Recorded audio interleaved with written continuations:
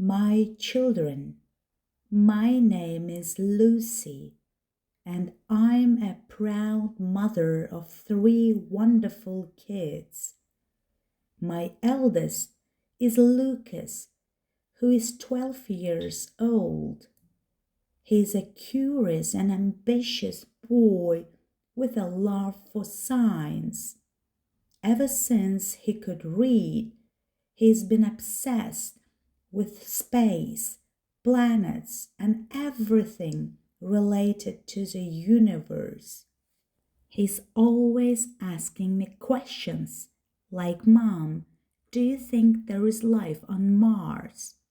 Or how far is the moon from Earth? Sometimes I struggle to keep up with his questions, but I always do my best to find the answers for him. Then there is Mia, my 9-year-old middle child. She's a bit of a dreamer and loves reading books. She is a creative soul and often spends hours drawing or painting beautiful landscapes. Her room is full of colorful artwork, and she's constantly writing stories about magical creatures and faraway kingdoms. Mia has a kind heart and loves helping me with the younger one, and she is always excited to make little gifts for me, like a paper flower or a drawing. Lastly, there is Ethan, my 5-year-old. He is the little tornado of the house, full of energy and always on the move. He loves playing outside and is obsessed with dinosaurs. If you ask him about his favorite dinosaur, he'll tell you T-Rex with so much enthusiasm you would think it was the most important thing in the world. He has a soft spot for animals too, and always insists on feeding the neighborhood stray cat, much to my surprise. A typical day in our household begins early in the morning. I wake up before the kids around 6 a.m. to make sure everything is ready for the day ahead. I start by preparing breakfast. We love having a hearty breakfast to fuel us for the busy day. Today I'm making toasts, scrambled eggs, and some fresh fruit. The kids' favorite part is the fruit. They love the sweet taste of strawberries and bananas. Lucas is usually the first to get up with his sleepy face and messy hair. He quickly runs downstairs, eager to eat so he can grab his favorite book about space while munching on his toast. Mia is next, slowly making her way to the kitchen while still rubbing her eyes. She picks out her usual, a small bowl of cereal, and sits at the table reading one of her books. Ethan, of course, is the last to wake up. He always wants to stay in bed as long as possible, but when he finally gets up, he races into the kitchen, demanding his breakfast.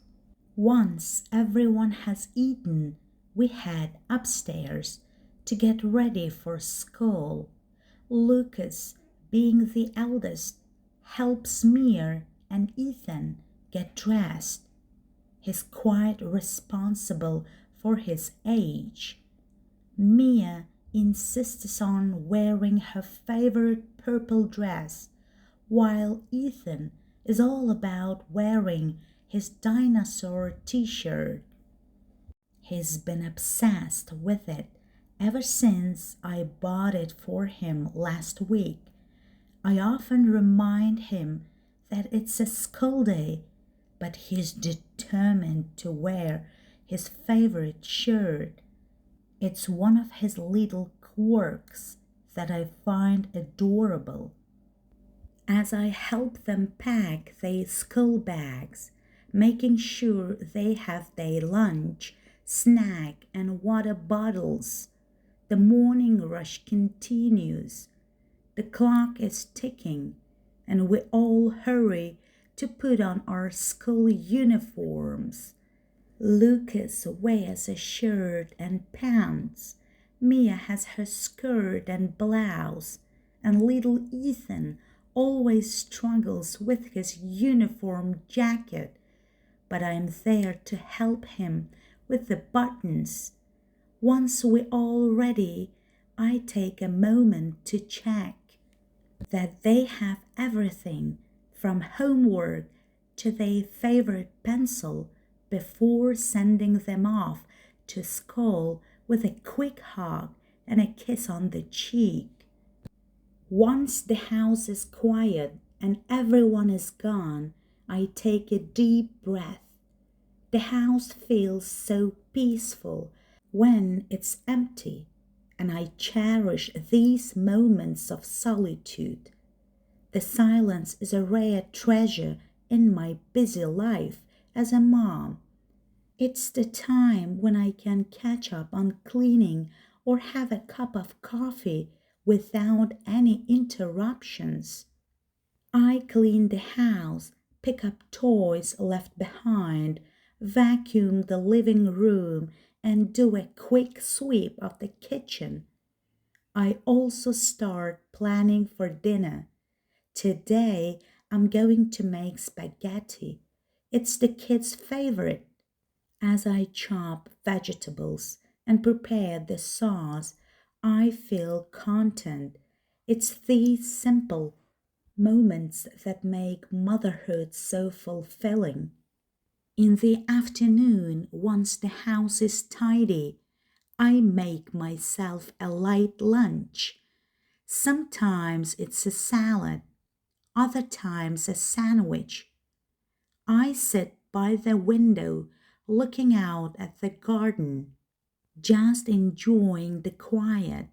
I know that soon the kids will be home and everything will return to its usual lively chaos.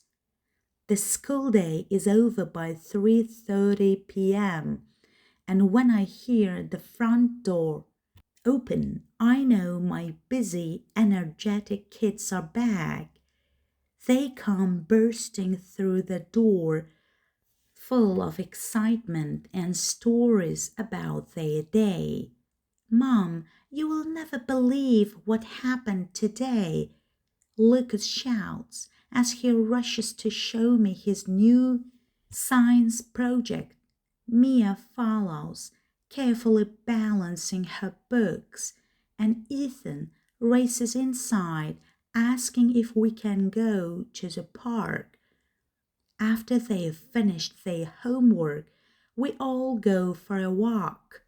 Lucas takes his bike, Mia skips along beside me, and Ethan runs ahead, pretending to be a dinosaur. We talk about the best part of our day. For the kids, it's always something fun they did at school, while for me, it's just the joy of hearing their voices and being together.